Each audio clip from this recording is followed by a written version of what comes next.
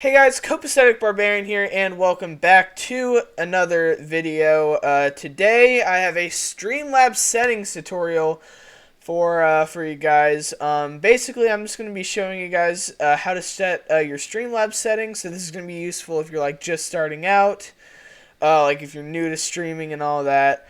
This you're going to want to watch this because I'm going to be able to show you what you want to do for your settings, because Streamlabs is going to automatically set your settings, but they're not going to be good, so I'm going to show you how to make them good. Alright, so first thing you want to do, you guys actually can't see this part, but in the bottom left hand corner is going to be a settings button.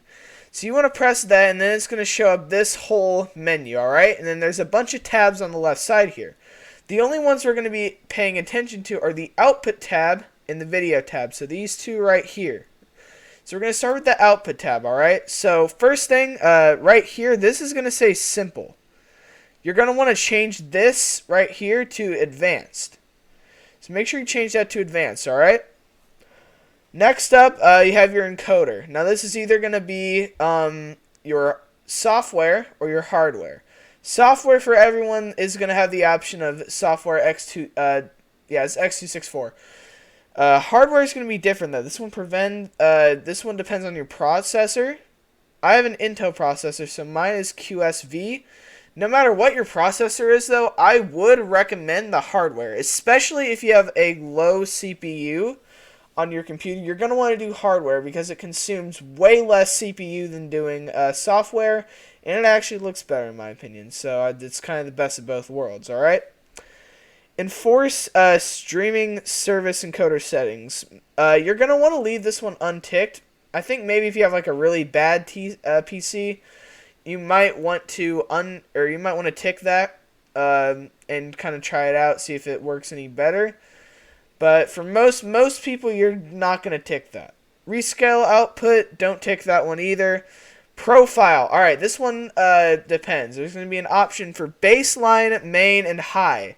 So this one depends on how high your priority of your stream is. So do you, want your stream to prioritize your internet and have like your internet prioritized to your stream? So if you do, you're going to want to put this on high, which is it's going to give you basically better performance because more of your internet is going to be focused on your stream. And if you put this on baseline, then you're going to get a lot worse performance because less of your internet is going to be devoted to your stream. And main's just kind of like the middle ground. So that one kind of depends on what your priorities are, but I like to have this one on high. Keyframe interval, since we are doing Twitch settings, you're going to want to put this one on 2, because 2 is just the one that's the most compatible. So no matter what your processor is, regardless of all that, put this one on 2. Okay, rate control. Very important, alright? Put this on CBR. If you don't know, CBR stands for constant bitrate. That means that when you stream, your bitrate is going to be constant. It's going to be the same thing like the whole way out. If you do not set this setting, it's going to be like all over the place. Like it's going to have highs and lows. You don't want that. You need your bitrate to be constant. Trust me. Put this on CBR. Next up, you actually have your bitrate. Now this one's a little complicated. This one kind of depends on your internet.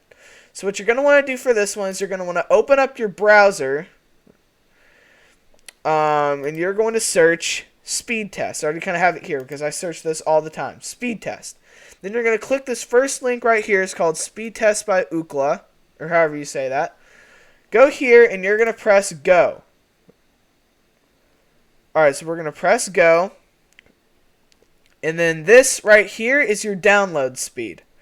Mine's actually normally a lot higher than this. Well, I'm running off Wi-Fi, which is a lot more unstable. If you want a more stable connection, then you should use Ethernet. So this is the download speed. This one doesn't matter. Ignore this. This is the one we're after. The second measurement, which is going to be the upload speed. So this right here is your upload speed. And the reason we want to know this is, alright, so let me just kind of wait for it to finish here.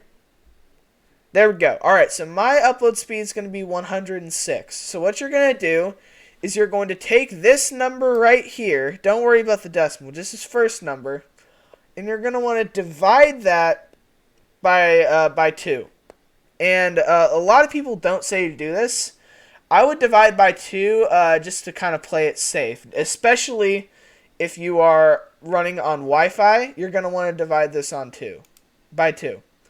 So divide this number by 2, all right? So like let's say you have 5, or that's a bad example. 4. If you have an odd number, just trick to dividing that is you go one number down, divide that number by 2, and then add 0.5. So that's a little pro math tip for you. But let's say this is 4, all right? If this number says 4, then you're going to divide it by 2, and you're going to get 2. So yeah, you're going to take that number. This is your bit rate, but you are going to take this number, divide it by 2, and then multiply it by 1,000. So then my bit rate would be 106,000. But here's the kicker, all right? You're probably wondering, okay, well then why, or actually it wouldn't be 106,000. I didn't divide it by 2. My bad. Hold on. All right. Little blooper right there. Okay. Oh. My bad, everybody. I did not mean to close that. But this right here, the reason this says 6,000 is because 6,000 is the highest bit rate that Twitch can do. Basically, if you have a bit rate higher than that, supposedly it basically won't let your stream run. So you want this to be on 6,000. That's the highest you can go, all right? So let's say your bit rate is like your upload speed, ends up being 14. You divide that by 2, that's 7. Then in theory your bitrate would be 7,000. But since Twitch doesn't work with a higher bitrate, this is the highest you can do, is 6,000. But don't worry, it's still going to look really good. Latency, this one, I don't really even know what this one does. I think maybe it'll save a lot of processing power if you have this on normal. And it doesn't really make much of a difference with your stream, so I would have this one on normal. Maybe if you have like a really good processor, you could do low or even ultra low. But for most people, I'd recommend normal. B-frames, I don't even know what this one does, but I think 3 is going to be the most compatible with Twitch. So set this one to 3. And there we go. That's the output settings. Those are the most important ones, all right? Next up, we're going to go to video. So this one is going to be your base resolution, scale resolution.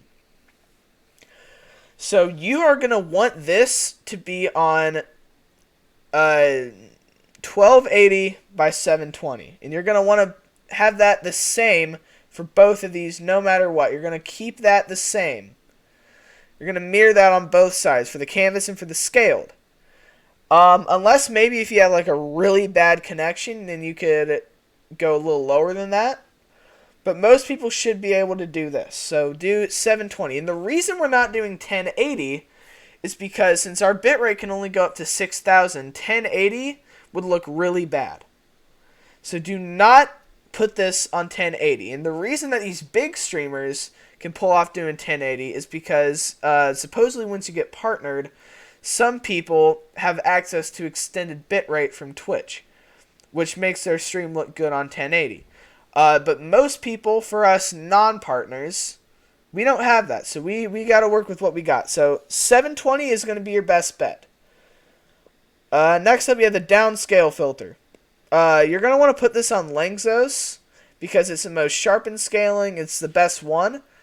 If you have a really bad connection, then you can go down and you can play around with some of the other ones. But most people should be able to run Langzos. FPS, put this on common FPS values. Yeah, so then you want to put the frame rate. I'm having mine at 30. If you have like a really good processor and you think you can do it, you can try playing around with 60. And there's even 45, so there's like a middle ground if you want to do that. And if you can't even do 30, you can actually go down to like 24. So this one you're going to want to play around with, but I personally, for most people, would recommend 30. Or maybe 45, I don't know. Anyway, guys, that's actually going to be all for this video. I hope it helps you guys out, and I hope you guys enjoyed it. If you did, be sure to leave a like and subscribe to the channel. And also make sure you guys go check me out on Twitch, Copacetic Barbarian. Link in the description if you guys would like to come around and hang out while I'm live. I go live every day except for Wednesday and Thursday, and I would love to see you there. So yeah, that's going to be all for this video. Hope everybody has a great rest of your day, and I hope this helps, and I will see you guys all in the next one.